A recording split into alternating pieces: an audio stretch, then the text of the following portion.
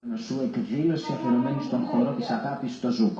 Όλα αυτά με αφορμή την Παγκόσμια ημέρα ειρήνης στις 17 Σεπτεμβρίου.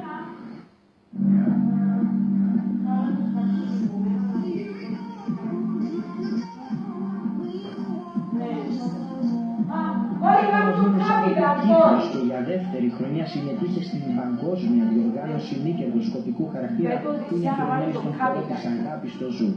Λόγω του διεθνούς χαρακτήρα του, το Ζουκ έχει συμμετοχή με τον εορτασμό της Παγκόσμιας ημέρας για την ειρήνη στις 17 Σεπτεμβρίου.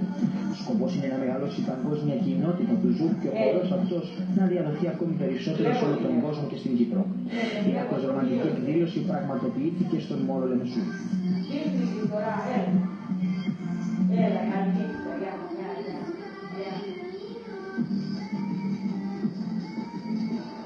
Το βραζιλιάνικο Ζουκ είναι ένας σύγχρονος διασκεδαστικός και αισθησιακός χορός από το Ρίο ντε Τζανέιρο και χορεύεται σε διαφορετικά είδη μουσικής όπως Ζουκ, κιζόμπα, hip hop, ρεγκετόν ή ακόμα και δημοφιλή ελληνικά τραγούδια.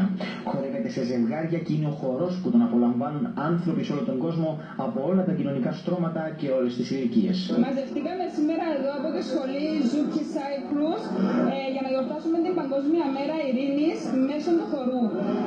Το βραζιλιάνικο Ζουκ, το οποίο εκπροσωπεύουμε, έχει ονομαστεί Παγκόσμια Χορός της Αγάπης.